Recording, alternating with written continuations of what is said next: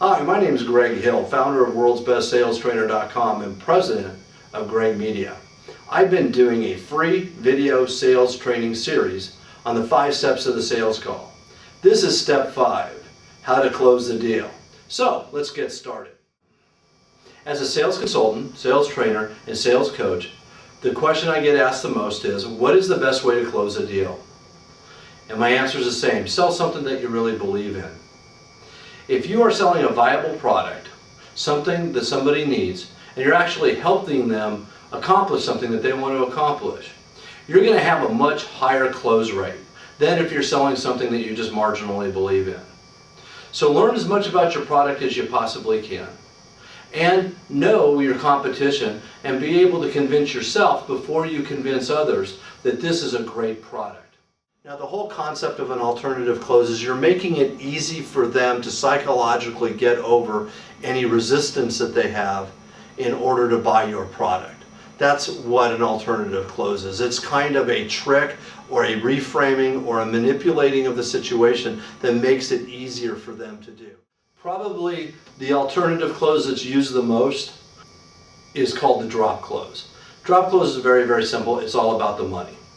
You make the proposal and they go, well, gee, I didn't want to spend this much.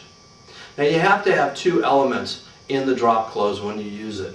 One is you got to get them to commit to a certain amount of money that works for them. The other thing that you need to do is you have to have a reason why you're giving them this deal. If you are just purely negotiating, you've lost a lot of credibility. And they also believe, well, why didn't you give me this to begin with? Now, many times you can do it very practically just by going, well, look, what I'm going to do is I'm going to throw the service in for you, or I'm going to do this, or I'm going to do that. And you can make it very, very simple. Or what you can do is you can create a reason. Well, you know what, this is the first time that we've been able to, you're the first client that we're having in this part of town, so that's why we're going to do it. Or whatever reason makes sense for your company. But when you do these drop closes and you do negotiate a lower price, it's really, really important that you make them commit to the price before you agree to it. And then you have a reason why you're doing it. And if you do those 2 things, you can still have a pretty clean close, even though you've negotiated the price a little bit. Another alternative close that I've used quite a bit, we used to call closing on the art. I used to sell advertising. And what I would do is I would go through the whole presentation, tell them how much it was going to cost, and then I would show them the ad. And I would give them the ad, and then I'd give them a pencil, and they would start changing the ad. Or they would look at the ad, and I would have a pencil, and I'd start making changes. As soon as they started to make changes, they owned that ad emotionally. And then I would just assume the deal closed. You can do this in a lot of different industries. The next alternative close is closing on the objection. You've gotten everything down, but the person has one objection. Well, how do I know you're going to be able to do this on time? Or how do I know that this is going to work? Or whatever it is that they have. And what you need to do is you need to make sure that the objection is very, very specific. So you do a little bit of investigative work with them, and you find out what it is they're really, really worried about, and reframe it to something that's very, very specific. So you're saying that if we can have this installed by a week from Friday, then it's something that you would like to have done. Yes, okay, great. And then you basically write on the contract, or however you do it, please install by a week from Friday, and then have them sign it and initial by the change. If this is closing on the objection, you can do this, but the thing that you have to do is you have to make sure that it's a real objection. A lot of times people will have objections just because they don't want to close. So you have to flush it out a little bit and make it something very, very specific. Get them to agree that if you were to be able to solve this problem, that you'd be able to go ahead with the deal. If I need to use one, it's the takeaway close. And what I'll do is I'll make the presentation, and when they start to give me certain objections I don't like, I'll agree with them. I'll go, you know what, you're right. You're not ready for this. You need to be able to afford this, or you need to be a little bigger before you can get the benefits of this. I think this is just a little too much from the stage of the business you're in, and I'll physically take it away and put it into my briefcase. A lot of times as I'm taking it back, I go, oh, wait a minute, well, can't we do it this way? and they'll start coming up with their own way to get the deal done. This is called the takeaway close. Probably another very, very popular alternative close is the small, medium, large, or which color do you like close. And what it does is it basically transforms the question from yes or no to which of these three products would you like. Remember, when you're doing alternative closing, the whole purpose is that you're creating an emotional atmosphere that's going to make it easy for you and the prospect or client to come to a mutual beneficial conclusion. And so by doing it this way, you're taking the yes or no out of the picture, and you're showing them the three alternatives. Another alternative close that I've used quite a bit, we used to call closing on the art. I used to sell advertising. And what I would do is I would go through the whole presentation, tell them how much it was going to cost, and then I would show them the ad. And I would give them the ad, and then I'd give them a pencil, and they would start changing the ad.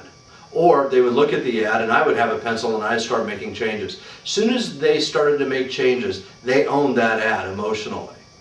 And then I would just assume the deal closed. You can do this in a lot of different industries where the client actually has to approve something that you're going to do for them.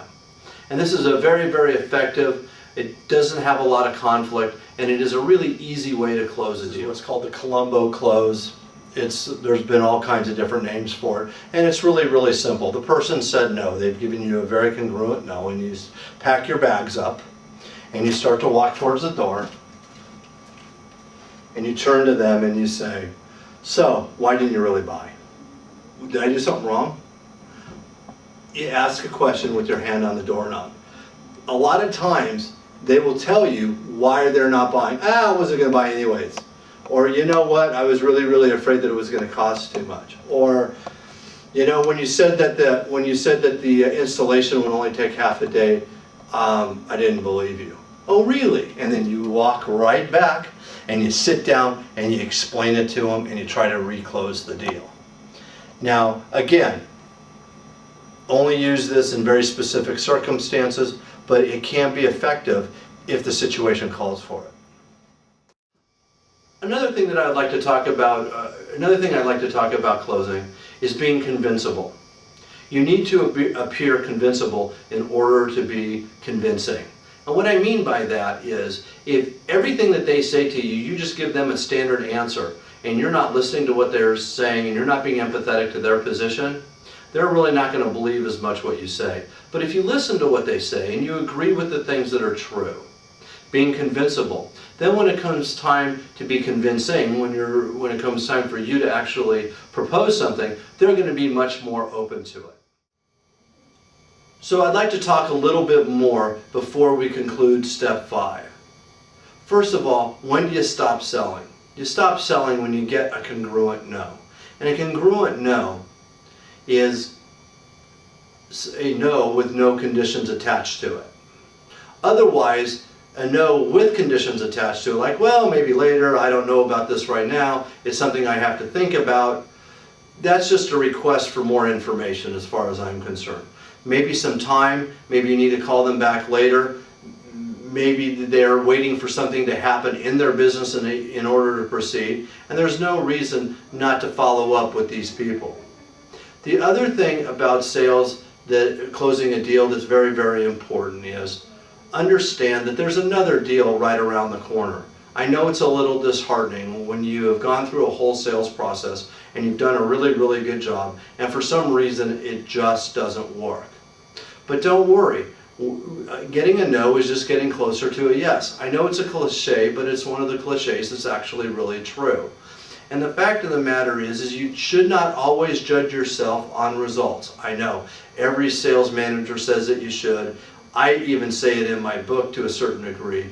But you also can judge yourself on the type of job that you did. Because if you do a really, really good job, you're going to get more yeses than the people that you're competing with, and you're going to be more successful as a sales professional. Available at www.worldsbestsalestrainer.com, and please register for free. And there's surveys for you to go into. You can post comments on our articles, and you can also see all the videos for free.